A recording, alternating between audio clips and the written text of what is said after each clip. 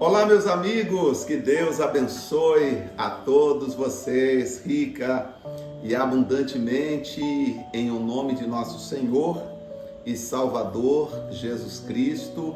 Eu sou o pastor José Maria, estamos de volta com mais um devocional e hoje começando Tito, capítulo 1, uma epístola pequena. Paulo escreveu, acho que são 3 capítulos, exatamente 3 capítulos. Os capítulos são pequenos, mas as instruções aqui em Tito são muito importantes, porque Paulo ele vai falar, trazendo um entendimento sobre como Tito deveria se portar, tá? Como Tito deveria se portar, como Tito deveria ensinar outras pessoas acerca do Evangelho. Me parece que Tito tinha como missão ser o exemplo para ajudar outras pessoas a crer e a seguir o Evangelho. É o que nós também devemos fazer, ser exemplos para que outros sigam o Evangelho. Então começa assim dizendo, olha, Paulo, servo de Deus e apóstolo de Jesus Cristo, segundo a fé dos eleitos de Deus e o conhecimento da verdade, que é segundo a piedade, em esperança da vida eterna, qual Deus, que não pode mentir, prometeu antes dos tempos dos séculos, mas a seu tempo manifestou a sua palavra pela pregação que me foi dada, ou me foi confiada, segundo o mandamento de Deus, nosso Salvador. A Tito, meu verdadeiro filho, segundo a fé comum, graça, misericórdia e paz da parte de Deus e do Senhor Jesus Cristo seja com você. Saudação bonita, né? Não é assim, oi Tito. Não, só a saudação que Paulo faz aqui, me parece que ele está com vontade de falar, tá? Vontade de expressar, de ensinar, de mostrar. Agora ele vai falar sobre qualificações para os presbíteros. Ele vai dizer assim, versículo 5, leia comigo. Por esta causa, Tito, te deixei em Creta, para que pusesses em ordem as coisas que ainda restam, e de cidade em cidade estabelecesses presbíteros, como já te mandei. Você lembra, Tito, que eu havia dito que era para você organizar os pastores, os presbíteros, para tomar conta das pessoas, das igrejas? Aquele que for irrepreensível, não pode ser qualquer pessoa, Tito, mas sim aquele que for irrepreensível, aquele que não vive errando todo momento, sendo motivo de escárnio, motivo de murmuração, aqueles que forem irrepreensível, marido de uma só mulher, não é aquele que vive se metendo, um dia está de um jeito, outro dia está com outra, não tem firmeza no caráter emocional, sentimental, não aqueles que vivem engraçando com pessoas de sexo oposto, no caso, né? Porque tem pessoas que é casada, mas ela vive como se não fosse casada. Então Paulo está dizendo, Timóteo, ou Tito, não são essas pessoas não. Para o ministério, preste atenção nisso, para o ministério você precisa escolher aquele que é marido de uma só mulher, ou seja, aquele que não anda por aí flertando ou namorando escondido e conversando com pessoas como se solteiro fosse e enganando as pessoas. Não, Tito, essas pessoas não servem, tá? Pessoas que tenham filhos fiéis, que não possam ser acusados de dissoluções, nem são desobedientes. Porque é necessário, Tito, que o bispo, o pastor, seja irrepreensível, tá? Como mordomo da casa de Deus, não soberbo, não pode ser soberbo, não pode ser iracundo, não pode ser dado ao vinho, não pode ser espancador, aquele cara bruto, ignorante, que trata todo mundo como se fosse, estivesse tratando sei lá o quê, que eu não posso dizer como se fosse animal, porque Existem pessoas que nem os animais merecem ser tratadas da forma como algumas pessoas falam. Que não são cobiçosos e que não sejam gananciosos, mas que sejam hospitaleiros, tá? Amigo do que é bom, moderado, justo, santo, temperado, sabe? Não seja aquela pessoa destemperada. Retendo firme a fiel palavra, que é conforme a doutrina, para que seja poderoso, tanto para demonstrar com a sã doutrina, como para convencer os contradizentes, porque aí você olha a forma como você prega e como você acredita e vive a palavra de Deus. Os opositores ficarão envergonhados, porque eles vão olhar para você e verão que você é uma pessoa fiel. Agora ele vai falar dos falsos mestres que já havia naquele tempo. Olha só, versículo 10. Porque há muitos desordenados, faladores, vãos e enganadores, principalmente os que são da circuncisão, ou seja, os religiosos.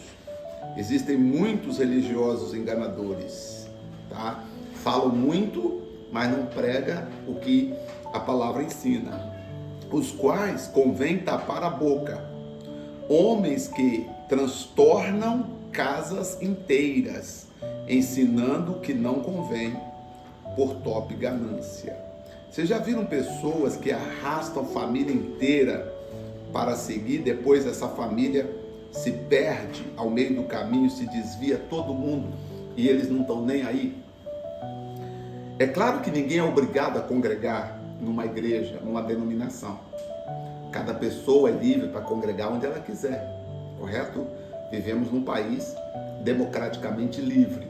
Ninguém é obrigado a fazer ou deixar de fazer, senão em virtude de lei. Eu, pastor, não posso exigir que todos sejam membros aqui. As pessoas são livres para poder congregar onde elas quiserem. Apesar que tem pastor que diz, se você é membro aqui, você não pode sair daqui. Se você sair daqui, eu não te dou a minha bênção. Se você sair daqui, você não vai estar debaixo da cobertura espiritual, e aí todos os males, os demônios vão vir contra você. Isso tudo são pressões psicológicas, tudo isso eu chamo de abuso de autoridade espiritual, que os pastores usam para tentar segurar as pessoas, para não perder ninguém, tá? Para não perder ninguém. Isso não é bíblico, isso é antibíblico. Você precisa estar debaixo da cobertura espiritual de Jesus. Nós estamos lendo aqui o caso de Paulo até agora.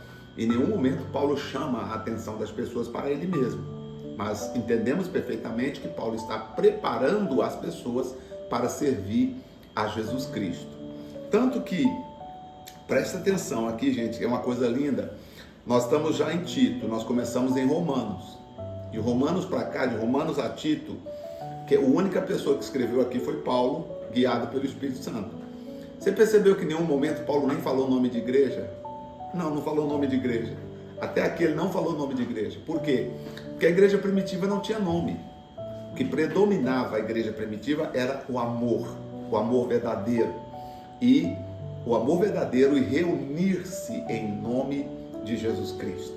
Estar ali sentados em nome do Senhor Jesus Cristo. Era isso que caracterizava a igreja de Cristo. Hoje tem vários nomes e parece que Cristo, muitas vezes, se Deus não tiver misericórdia, às vezes está longe.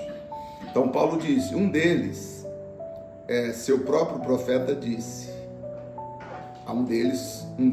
seu próprio profeta disse, os cretenses são sempre mentirosos, bestas ruins, ventre presunçosos. Olha só, este testemunho é verdadeiro, portanto, repreende-os severamente, para que sejam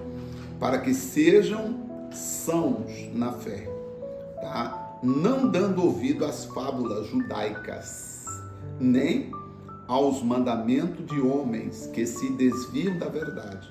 Então, gente, isso aqui é muito sério, versículo 14.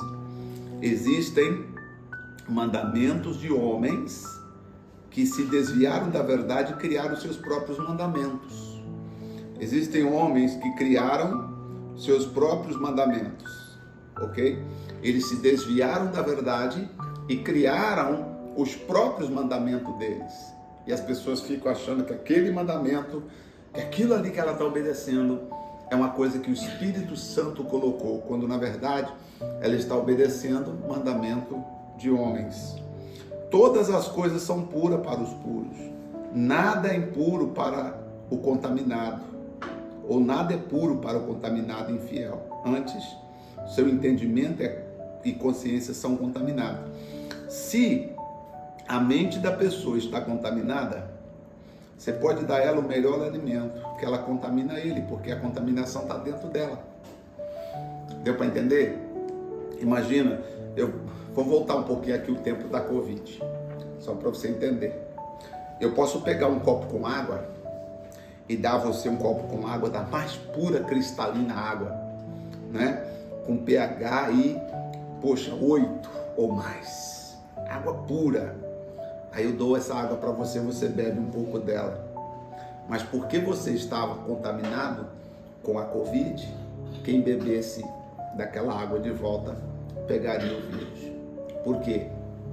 Não por causa da água, mas por causa da pessoa que estava contaminada. Então existem muitas pessoas que estão contaminadas com a maldade, com a maledicência, com tudo.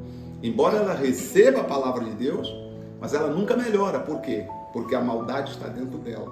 Ela precisa largar isso. E aí Paulo diz assim: confessam que conhecem a Deus. Tem gente que confessa que conhece a Deus. Esse é o versículo 16. Confessam que conhecem a Deus, mas negam-no com as obras. Eu amo a Deus de coração. Mas aí você vê, a pessoa não ama o próximo. A pessoa não perdoa os outros. Fala mal do vizinho, fala mal de todo mundo. Então ela diz que ama a Deus, mas ela nega na prática, nas obras, sendo abomináveis e desobedientes, reprovados para toda boa obra. Então, Paulo fala com Tito: Tito, eu te estabeleci para você colocar as igrejas em ordem, tá? Só, Tito, que você precisa ser forte. Você precisa colocar a casa em ordem, lá em Creta, e as outras igrejas nas cidades ali. Você precisa ordenar. Foi esse o motivo que eu te deixei aí, para você organizar as igrejas. E hoje, minha gente, eu preciso me organizar o coração. É preciso nós organizarmos o nosso coração, a nossa alma, para que nós sejamos revestidos com a força, a habilidade e o poder do nosso Deus. Amém? Vamos orar? Senhor, nosso Deus e nosso querido Pai, ó Pai de nosso Senhor e Salvador Jesus Cristo, nós queremos pedir ao Senhor, em nome de Jesus, que venha nos abençoar de uma forma rica, poderosa, gloriosa, grandiosa. Ó Senhor Deus, ajuda-nos, ó Pai, a ser verdadeiramente quem o Senhor quer que sejamos. Assim como o Senhor falou com Tito, através do apóstolo Paulo, para que ele cuidasse, tomasse cuidado com aqueles que são malignos, com aqueles que são maus, com aqueles que dizem que te ama, mas nega as obras que eles praticam, não são as obras de quem te ama. Por isso, eu te peço, meu Senhor, me ajuda, nos ajuda, por gentileza. Em nome do Pai, do Filho e do Espírito Santo, para a honra e glória de Deus. Amém. Obrigado, Senhor. Obrigado. Graças a Deus. Meus amigos, é muito, né? É só estudando a Bíblia mesmo, gente, para entender. Falando só não tem como. Temos que ir lendo. Por favor, vamos juntos. Vamos continuar lendo. Amanhã eu vou para o capítulo 2. Ele vai falar da sã doutrina e da conduta cristã. Ele vai falar da doutrina de Deus e a nossa conduta como cristão. Como é que nós devemos portar na sociedade. Acredito que vai ser muito importante esse capítulo 2 para todos nós, tá bom? Deus abençoe, muito obrigado pelo carinho da sua companhia. Deus abençoe e até nosso próximo devocional. Até lá.